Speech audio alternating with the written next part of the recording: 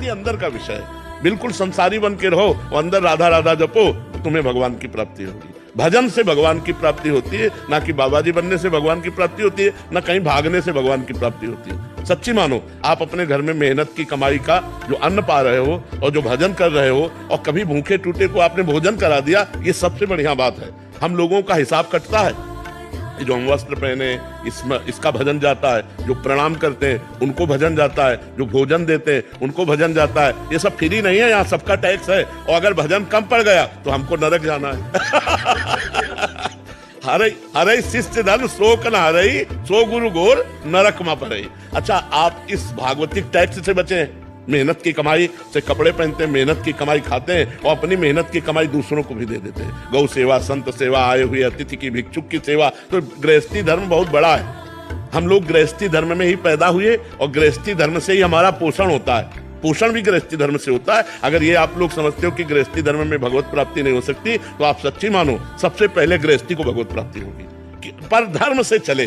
अब पराई बहनी बिटिया से गंदी बातें करो, शराब पियो, मांस खाओ तो नरक जाओगे। चाहे और अगर अच्छे आचरण करोगे, 4 रोटी अपने से बचा करके गौ सेवा, संत सेवा में दे दी, तो वही तुम्हें भगवत प्राप्ति कराएगा। खूब नाम जप करो, कोई परेशानी नहीं। कहाँ भाग के जाओगे? आज हमें एकांत बता दो, कहाँ एकांत है?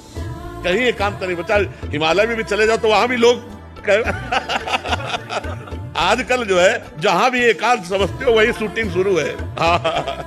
नाम पर जब करते हैं 10 मिनट एकांत में बैठ के, टाइम पे पत्नी कुछ काम बता देती है, बच्चा कोई बात नहीं, तो उठ के खड़े हो गए, काम करने लगे, राधा राधा अपना काम करने के लिए चल दिए। राधा भगवान को एकांत में बैठकर भजन करने से नहीं मिलते।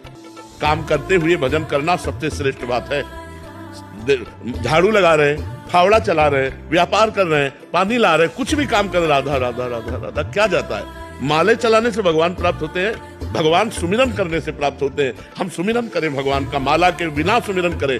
गिन लो भगवान, तुम गिन लो, वो तो सब जान ही रहे हैं। तो खूब भजन करो और गृहस्थी में रहो, और ये जरूर करो कि अपनी कमाई का 4 रोटी का हिस्सा कभी किसी भूखे को खवा दो, कभी किसी गाय को दे दो, कभी किसी बीमार को 10 रुपया तुम्हारे लग जाए। ये बढ़िया परोपकार ये गृहस्थी में जरूर करना चाहिए, और नाम जप करना चाहिए, और भगवान के आश्रित रहना चाहिए। आश्रित का मतलब नाथ सकल संपदा तुम्हारी, मैं सेवक समेत सुपनारी। बढ़िया भजन है, कोई परेशानी नहीं, कहीं भागने की जरूरत नहीं, ये सोचने की जरूरत नहीं कि बाबा जी ज्यादा भजन कर लेते हैं। ऐसे किया ना आपने, ऐसे इसका भी टैक्स है, हमारा भजन जाएगा आपके पास। आप साष्टांग लौट गए ना, ये खुशी की बात नहीं है।